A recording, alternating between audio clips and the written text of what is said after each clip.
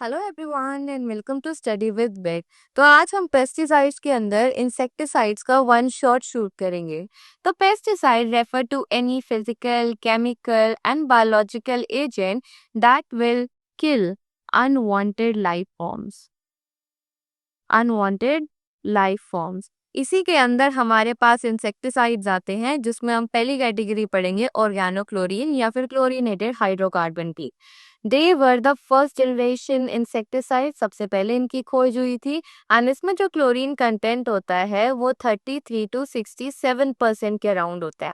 इसके अंदर पॉल मुलर को नोबेल प्राइज मिला था for detecting the insecticidal property of the DDT। इनमें सिलेक्टिव एब्जॉर्प्शन होती है। Why? Because they are easily absorbed through the insect cuticle। इसके बाद कुछ एमसीक्यू आते हैं। That gamma isomer of BHC is also known as lindane. Then organochlorine आपने body में ले लिए। It is excreted in urine in the form of dichlorodiphenyl acetic acid और trichlorodiphenyl ethanol. It may be known as TDE और it may also be known as DDA।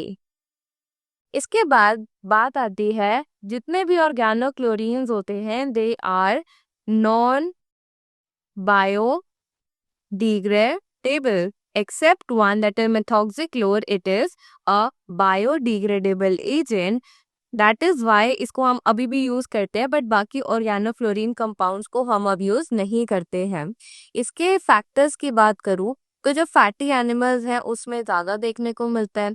Stress animal में epinephrine की release ज्यादा होती है, जो कि beta 3 receptor पे जाके अपने काम करेगा, जिसमें वो लाइपोलिटिक एक्शन शो करेगा। देन 5-HT रिसेप्टर्स को इन्फ्लुएंस करके ये टेम्परेचर बढ़ा देगा, टेम्परेचर को इंक्रीज कर देगा। देन एसिटाइल कोलिन में चेंजेस लाके ये सर्टेन ट्रेमर्स ला सकता है और कन्वर्जन्स ला सकता है। इसके बाद कैट्स जो होती है वो मोस्ट ससेप्टेबल है टू द ऑर्गेनोक्लोरीन। इसके बाद इसके टाइप्स आते हैं। जितने भी ऑर्गेनोक्लोरीन है दे आर द न्यूरोनल एक्साइटर्स। ठीक है, अब ये देखते हैं ये नर्वस सिस्टम को एक्साइट कैसे करेंगे। पहला ग्रुप आता है डाइफिनाइल एलिफेटिक ग्रुप या फिर डाइक्लोरोडाइफिनाइल इथेन का। इसमें हमारे पास DDT आएगा। ये कैसे काम करेगा? सोडियम चैनल का डिले कर देगा, रीपोलराइजेशन और प्रोलॉन्ग करेगा डीपोलराइजेशन। इसका मतलब sodium channel extended time period के लिए खुले रहेंगे, वो बंद नहीं होंगे।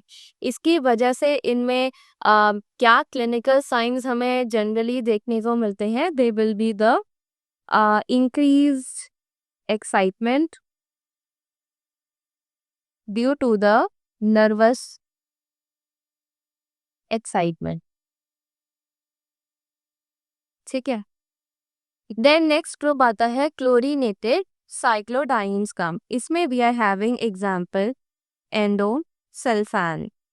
It is mimicking a toxin that is known as the picrotoxin and it is acting as a GABA antagonist, जिसमें वो क्लोराइड चैनल को भी खोलेगा, उसकी रीपोलराइजेशन कर देगा। ठीक है, एंड देन गाबा की रिलीज को वो इनहिबिट करेगा, तो ऑटोमेटिकली नर्वस सिस्टम एक्साइट हो जाएगा। इसके बाद we are having aryl hydrocarbon. Aryl hydrocarbons में we are having the lindane as well as BHC। They also act by acting as a GABA antagonist.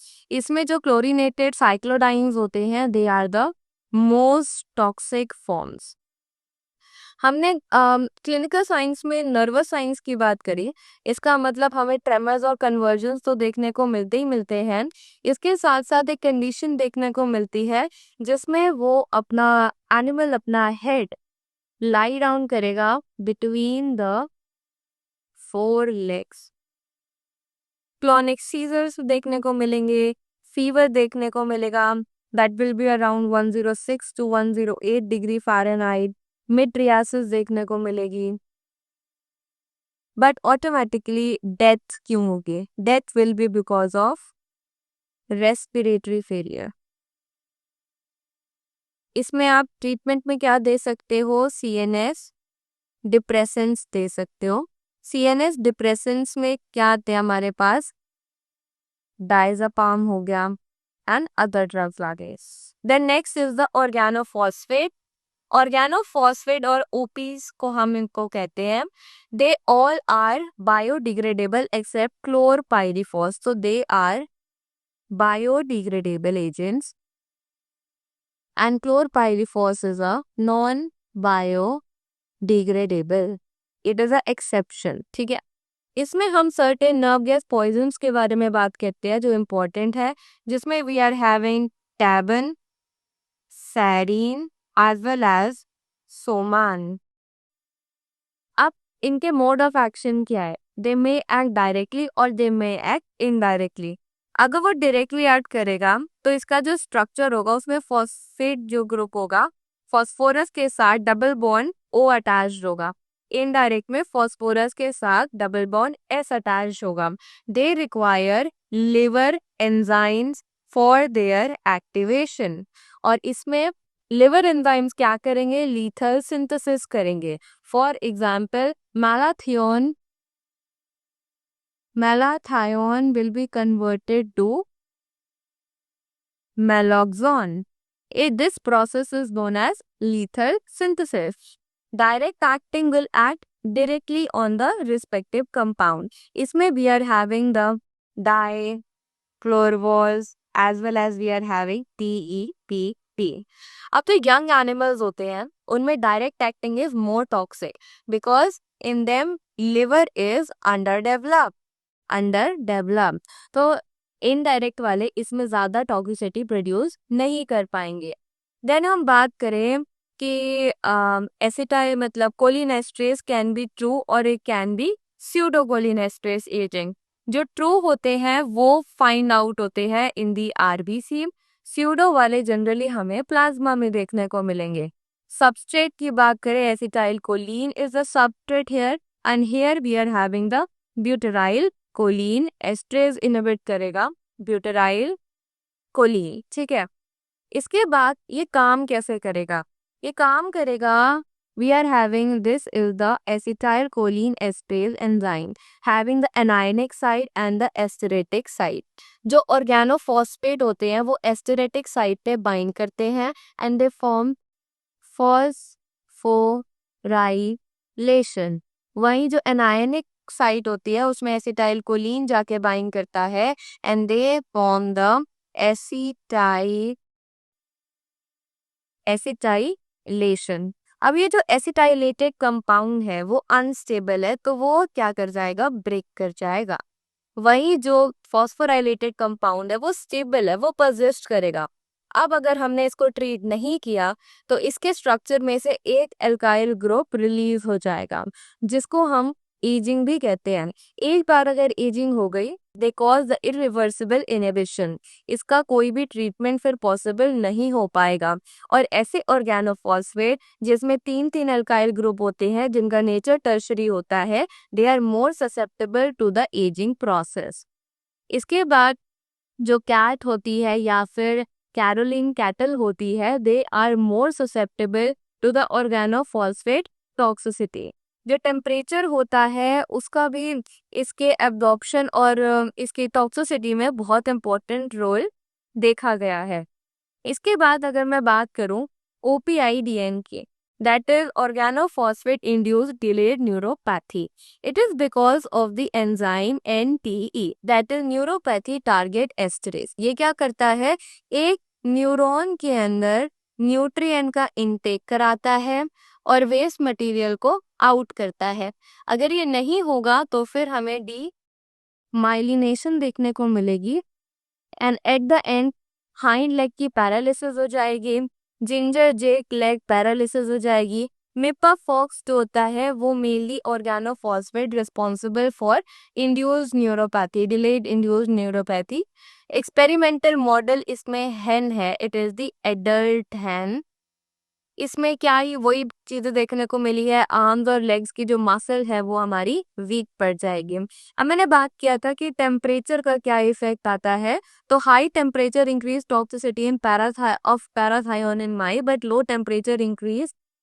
देखो, हमारे पास रैट है, ठीक है, रैट में हाई टेम्परेचर अगर होगा तो फिर पैराथायोन की टॉक्सिसिटी बढ़ जाएगी, it will become more toxic. वहीं अगर लो टेम्परेचर होगा तो फिर मेलाथियोन मेलाथायोन की टॉक्सिसिटी बढ़ जाएगी, ठीक है, ये डिफरेंस था। अब मैं बात करूं क्लिनिकल साइंस की, निकोटिनिक की बात करूं तो मेरे को ओवर एक्साइटेशन देखने को मिलेगी एनिमल्स में।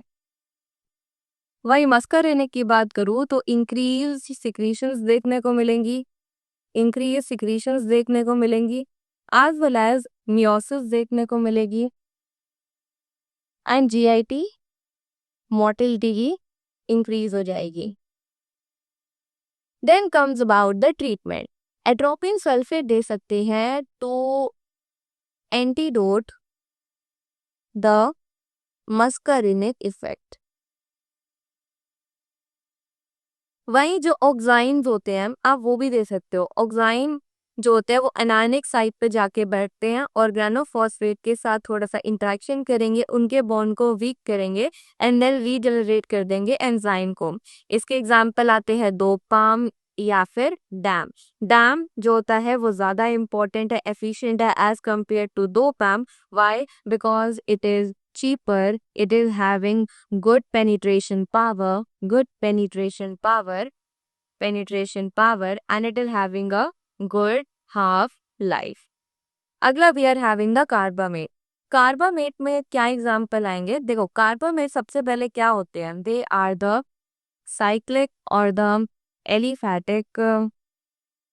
Aliphatic derivatives of the carbamic acid. Now carbamate के एग्जाम्पल्स आते हैं, for example Sevin, for example propoxur, for example aldicarb, ठीक है। इनको liver enzymes are not required for the activation, that means they are having a direct action. ये कैसे काम करेगा? जो एसिटाइल कोलिन एस्ट्रेज एंजाइम है उसकी एनायनिक और एस्टेरेटिक दोनों साइड पे वो बाइंड करेगा, कार्बामाइलेशन परफॉर्म करेगा। कार्बामाइलेशन में वीक बॉन्ड्स होते हैं तो वो ज़्यादा स्टेबल नहीं होता, तो दे कॉज रिवर्सिबल इनहिबिशन, तो ये ज़्यादा टॉक्सिक नहीं है। Generally in case of insect it inhibits the aliesterase enzyme, but mostly death is due to acetyl choline esterase inhibition, ठीक है, इनहिबिशन। अभी डिफरेंट कैसे है ऑर्गेनोफॉस्फेट में, इसमें कोई भी डिलेड न्यूरोपैथी नहीं देखने को मिलती।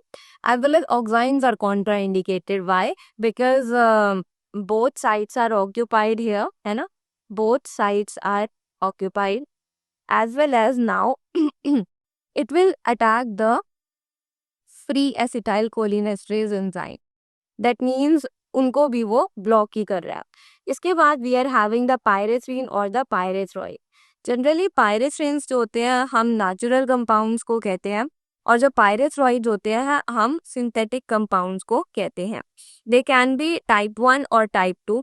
टाइप 1 को हम नॉन अल्फा साइनो कंटेनिंग पायरेथ्रॉइड भी कहते हैं। इसमें वी आर हैविंग द एलिथ्रीन और द परमेथ्रीन। देन आजकल जो यूज होते हैं टाइप 2 और the alpha cyano containing pyrethroid, they are deltamethrin और the cypermethrin. We are having no effective levels, मतलब they are not accumulated in the body, that means they are all biodegradable agents. कैसे काम करेगा? जैसे कि type 1 chlorine में काम कर रहा था, क्लोरीनेटेड ऑर्गेनोक्लोरीन में काम कर रहा था, सोडियम चैनल की पर्सिस्टेंट डिपोलराइजेशन कराएगा, डिलेड रिपोलराइजेशन कराएगा, इसका मतलब उसको बंद नहीं होने देगा आसानी से। इन case of type 1 toxicity, rats के अंदर टी सिंड्रोम देखा जाता है जिसको हम फाइन ट्रेमर्स भी कहते हैं। टाइप 2 में we are having CS syndrome, choreo arthritis salivation, जिसमें हमें क्लोनिक सीजर्स देखने को क्लोनिक सीजर्स देखने को मिलते हैं। ठीक है, इसके बाद we are having formamidine insecticide. Formamidine में we are having amitraz. Amitraz is useful to treat all kinds of worms in the animals, but horses में they are contraindicated as of toxicity. Cats में they are susceptible, pups 3 to 4 months they are susceptible। अब ये कैसे काम करेगा? Alpha 2 की stimulation कराएगा as well as MAO enzyme की इनहिबिशन भी कराएगा, एंड इसका मेजर इफेक्ट देखा जाता है heart as well as the CNS system में। अब इसकी अगर मैं सिम्टम्स की बात करूं तो इंटेस्टाइनल स्टासिस हमेशा कोलिक लीड करती है हॉर्सेस में, एंड अल्फा 2 से रिलेटेड जितने भी कंडक्टिव मतलब जनरली हमें इसमें हाइपोथर्मिया देखने को मिलेगा as well as decrease pulse rate और sedation. These type of symptoms will be seen। Diagnose करने के लिए गैस क्रोमेटोग्राफी यूज कर सकते हो। ट्रीटमेंट के लिए alpha 2 antagonist that are yohimbine as well as atipamezole can be used। Then comes the neonicotinoid insecticide। इनको एक और नाम से जाना जाता है दैट आर क्लोरोनिकोटिनाइल इंसेक्टिसाइड। इसमें we are having the imidacloprid. Imidacloprid is having less penetration power, so they are less distributed to the body fat or to the brain। They react to the nicotinamide cholinergic receptors and they produce the antagonistic effect, for example muscle twitching, tremor, retching, etc। For example muscle twitch, retching क्या होती है? GIT distress ही होता है। These are seen in case of birds। Eggshell thinning is seen in case of bird। Then comes the rotenone, कुछ natural products that may also act as an insecticide। We are having rotenone। रोटेनॉन का plant source है derris या फिर lonchocarpus plant. They were generally use for the fishing के जो arrowheads होते हैं उनमें हम रोटेनॉन को लगाते थे। कैसे काम करता था? रेस्पिरेटरी चेन ऑफ माइटोकॉन्ड्रिया को इनहिबिट करते।